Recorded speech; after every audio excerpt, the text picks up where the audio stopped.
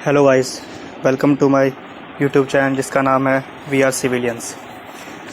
आज का जो हमारा टॉपिक है वो है वाटर टैंक्स, मतलब डिज़ाइन ऑफ वाटर टैंक्स, जो कि हमारा एक टॉपिक है जो एडवांस स्ट्रक्चरल डिज़ाइन सब्जेक्ट है हमारा। उसके अंदर एक छोटा सा टॉपिक है design of water tank. First of all आप सबको पता होगा कि वाटर टैंक का मतलब क्या है। वाटर टैंक जो होता है बेसिकली वो एक लिक्विड स्टोरेज स्ट्रक्चर होता है जो कि हम public water supply distribution system में इस्तेमाल करते हैं। ठीक है, अब देखो वाटर टैंक को बनाने से पहले हमें सिर्फ एक बात जो पता होनी चाहिए वो है कैपेसिटी, यानी कि कितनी कैपेसिटी का जो है हम वाटर टैंक बनाएंगे। उसके लिए दो चीज़ों का पता होना बहुत ज़रूरी है। फर्स्ट ऑफ ऑल, जिस लोकेलिटी में हम वाटर टैंक बनाने वाले हैं वहाँ पे पहला पॉपुलेशन कितना है, ठीक है, मतलब कि प्रेजेंट पॉपुलेशन कितना है और फ्यूचर पॉपुलेशन कितना होगा, बेसिकली जितने का हमारा डिज़ाइन पीरियड होगा वाटर टैंक का। और दूसरा डिमांड क्या है, वाटर का डिमांड, जैसे कि कमर्शियल डिमांड हो गया, इंडस्ट्रियल डिमांड हो गया, फिर हम क्या डोमेस्टिक डिमांड हो गया, फायर फाइटिंग डिमांड हो गया। तो ये सब जो है बेसिकली देखा जाता है। उसके बाद जो है कैपेसिटी निकाला जाता है वाटर टैंक के लिए। उसके बाद वाटर टैंक को डिज़ाइन किया जाता है। सबसे पहले देखते हैं क्लासिफिकेशन। जो वाटर टैंक को दो तरीके से क्लासीफाई किया जाता है। पहला होता है बेस्ड ऑन लोकेशन, लोकेशन के बेसिस पे। तो लोकेशन के बेस पे देखें तो सिर्फ सिंपल है, तीन तरह का होता है। पहला जो हमारा ग्राउंड पे होता है, यानी कि tanks resting on ground. Second one जो होता है हमारा एलिवेटेड टैंक्स, जो आप देखते हैं जनरली अपने लोकेलिटीज में। और तीसरा होता है अंडरग्राउंड वाटर टैंक्स। ठीक है, दूसरा जो हमारा क्लासिफिकेशन है वो शेप्स के बेसिस पे है। शेप्स में पहला सर्कुलर टैंक, सर्कुलर शेप का। सेकंड वन होता है रेक्टेंगुलर टैंक। तीसरा होता है spherical tank. Fourth one ends tanks. और पांचवा जो होता है सर्कुलर टैंक, जिसमें कि बॉटम जो होता है कोनिकल शेप का होता है। ये जो आप डायग्राम देख रहे हैं ये इंड्स टैंक्स है। ठीक है, इंड्स टाइप का एक टैंक है जिसमें कि लेफ्ट साइड में स्टेयर्स लगे होते हैं चेकिंग वगैरह के लिए, और ये जो है पाइल्स पे सपोर्ट किया होता है। Now next one, water tank को डिजाइन करने के लिए हमारे पास 4 कोड्स की रिक्वायरमेंट होती है, जैसे कि IS 3370। और इसके 4 पार्ट्स, पार्ट 1, पार्ट 2, पार्ट 3 और पार्ट 4, ये चारों रिक्वायर्ड होते हैं फॉर वाटर टैंक के डिज़ाइन के लिए। अब अगर आप IS 3370 का पार्ट 1 देखो तो उसमें जनरल रिक्वायरमेंट्स हैं, मतलब कि सिग्मा ST का वैल्यू, सिग्मा CBC का वैल्यू, मतलब ये सब बेसिकली क्या है, परमिसिबल कंक्रीट में स्ट्रेस क्या होगा, या फिर जो हम रिइंफोर्समेंट इस्तेमाल करेंगे उसमें परमिसिबल स्ट्रेस कितना होना चाहिए, इन बैंडिंग में, एक्सियल टेंशन में। ठीक है, जैसे कि आपको ये टेबल दिखाई दे रहा है, इसमें डिफरेंट ग्रेड ऑफ कंक्रीट दे रखे हैं। और कंक्रीट में बेसिकली ये कंक्रीट जो ग्रेड दिया है इसमें परमिसिबल कंक्रीट स्ट्रेस कितना होगा या कितना अलाउएबल है, डायरेक्ट टेंशन में या टेंशन जो कि बेंडिंग की वजह से लग रहा हो। अगर मान लो हम M25 देखते हैं, आपको पता होगा M25 का मतलब क्या है। ठीक है, M का मतलब होगा मिक्स, 25 मतलब कैरेक्टरिस्टिक कंप्रेसिव स्ट्रेंथ जो 28 डेज पे मिलता है। तो M25 जो ग्रेड ऑफ कंक्रीट है, इसका जो डायरेक्ट टेंशन अगर लग रहा है उस स्ट्रक्चर पे, ठीक है, वाटर टैंक पे, तो जो कंक्रीट में परमिसिबल स्ट्रेस होगा 1.3 है। उसी तरीके से टेंशन ड्यू टू बेंडिंग अगर हो रहा है तो 1.8 है। ऐसे ही M30 के लिए 1.5, M35 के लिए एंड सो ऑन। सबसे पहले देखो वाटर टैंक्स पे कौन कौन से फोर्सेस लगते हैं, मतलब डिजाइन करने से पहले हमें जानना जरूरी है कि यार जो वाटर टैंक है हमारा उस पर कौन कौन से फोर्सेस लगेंगे। तो पहला होता है एक्सियल टेंशन। ठीक है, एक्सियल या डायरेक्ट टेंशन भी कह सकते हो इसको आप, वो लगता है। दूसरा होता है बेंडिंग फोर्सेस। और तीसरा होता है कंबाइंड, इन दोनों कॉम्बिनेशन, मतलब कि कंबाइंड एक्सियल टेंशन और बेंडिंग, ये तीनों चीजें।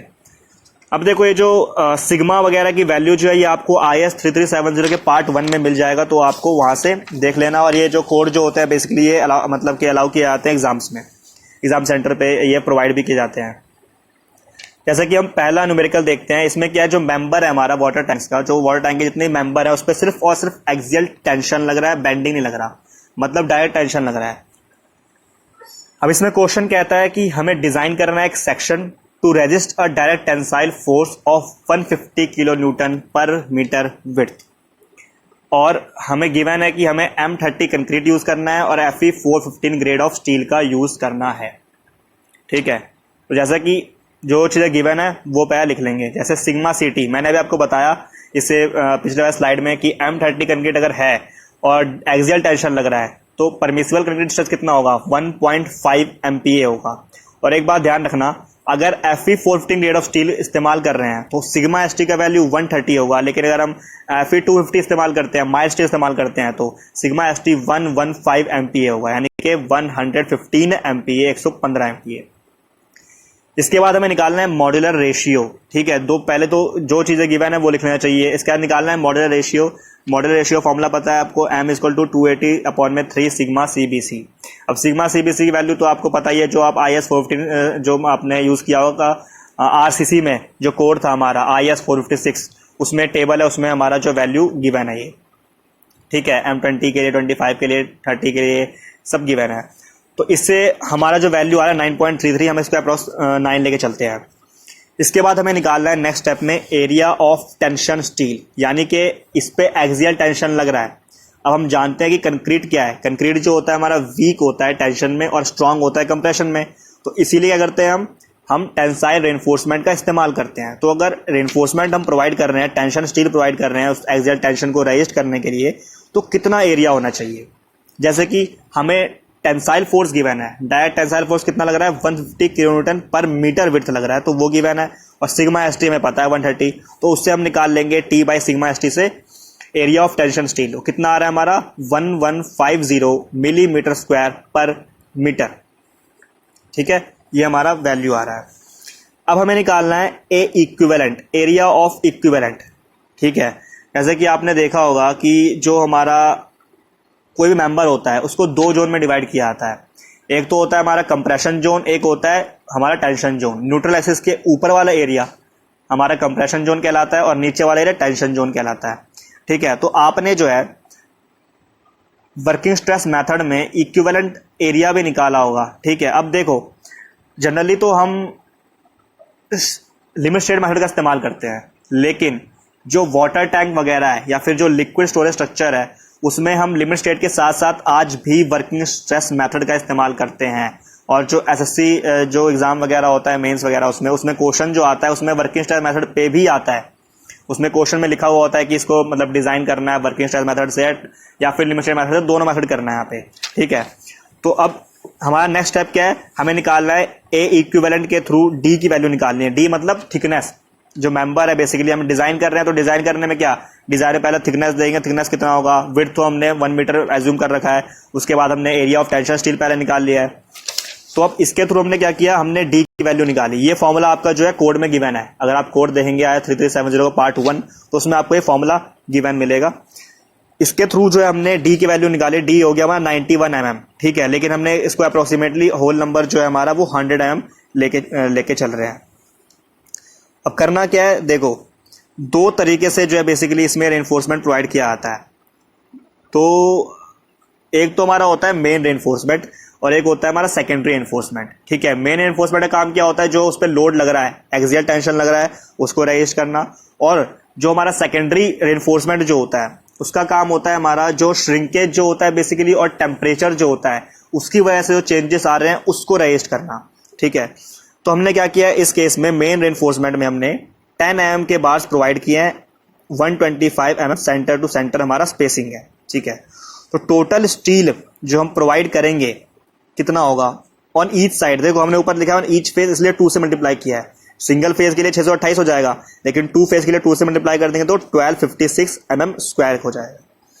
लेकिन मिनिमम स्टील एरिया जो रिक्वायर्ड है, जनरली मिनिमम स्टील एरिया जो हमारा कोड ने स्पेसिफाई कर रखा है वो कर रखा है 0.35% ऑफ सरफेस जोन, यानी कि इससे ज्यादा होना चाहिए। जो हमने प्रोवाइड किया वो इससे ज्यादा होना चाहिए, इससे कम नहीं होना चाहिए। तो हमने जो बेसिकली प्रोवाइड किया है वो 628 प्रोवाइड किया है, और मिनिमम क्राइटेरिया के अकॉर्डिंग जो हमारा आ रहा है वो 175 mm² है।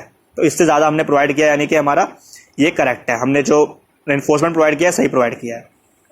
अब हमें प्रोवाइड करना है टेम्परेचर रेनफोर्समेंट, जो कि हमारा सेकेंडरी रेनफोर्समेंट है, जो कि हमेशा जो बेसिकली उसकी अगर डायमेंशन देखें या फिर डायमीटर देखेंगे तो मेन रेनफोर्समेंट से कम होगा। तो हमने कितना प्रोवाइड किया है, हमने प्रोवाइड किया है 8 mm। ठीक है, 8 mm के बाद प्रोवाइड करेंगे। स्पेसिंग यहाँ पे ज्यादा होगा, देखो स्पेसिंग जो होता है सेकेंडरी में हमेशा ज्यादा रखा जाता है, मेन में जो है बेसिकली देखा जाए तो पास रखा जाता है, बिकॉज सेकेंडरी एनफोर्समेंट की बात करते हैं तो सेकेंडरी जो ये श्रिंकेज या फिर टेम्परेचर की वजह से काफी कम इफेक्ट पड़ता है, उतना ज्यादा उस लेवल पे नहीं पड़ता इफेक्ट, इसलिए स्पेसिंग ज्यादा रखा जाता है। तो स्पेसिंग पे रखा है 250 mm centre to centre.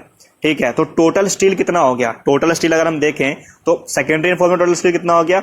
50 into 1000/250, ठीक है, 50 इंटू 1000/250। 1000 क्या है हमारा? 1000 जो यहाँ पे हमारा विड्थ है, जो विड्थ ऑफ मेंबर है, और 250 जो हमने सेंटर टू सेंटर स्पेसिंग दिया है, ठीक है, वो आ गया हमारा। तो हमारा कितना हो गया? 200 mm स्क्वायर, 200 mm स्क्वायर हमारे ये वैल्यू है, ठीक है। और जो कि हमारा मिनिमम कितना था? मिनिमम हमने इससे पहले कैलकुलेट किया था 175 mm स्क्वायर, उससे हमारा ज़्यादा ये भी, तो हमारा करेक्ट है। तो ये तो था हमारा डिज़ाइन ऑफ वाटर टैंक, जिसमें कि सिर्फ और सिर्फ एक्सियल टेंशन लग रहा है। इसके बाद हम 2-3 डिज़ाइन और देखेंगे जिसमें कि हमारा टेंशन जो कि बेंडिंग की वजह से लग रहा है, और तीसरे में हम देखेंगे जो कि कंबाइंड, इस पे बेसिकली हमारा जो एक्सियल टेंशन भी लग रहा है और बेंडिंग की वजह से भी टेंशन लग रहा है, तो वो भी हम नेक्स्ट वीडियोस में देखेंगे। तो गाइज आई होप ये वीडियो आपको अच्छा लगा हो, और अगर आपको ये वीडियो अच्छा लगा तो लाइक ज़रूर कीजिएगा और कमेंट कीजिएगा कि ये वीडियो आपको कैसा लगा। अगर कुछ चीज़ समझ में नहीं आया, कोई स्टेप समझ में नहीं आया, तो आप कमेंट ज़रूर कीजिएगा। और आपको अगर सिविल से रिलेटेड किसी भी सब्जेक्ट में अगर आपको कोई भी मतलब वीडियो चाहिए, किसी भी लेक्चर, मतलब सिविल में चाहे हमारा ट्रांसपोर्टेशन हो गया, सर्वे हो गया, या फिर एडवांस सर्वे हो गया, जियो टेक्निकल इंजीनियरिंग हो गया, सॉइल हो गया, अगर किसी भी सब्जेक्ट से अगर कोई भी हेल्प चाहिए तो आप कमेंट करके बता सकते हैं, मैं उस पर ज़रूर वीडियो बनाऊंगा। तो गाइज थैंक्स।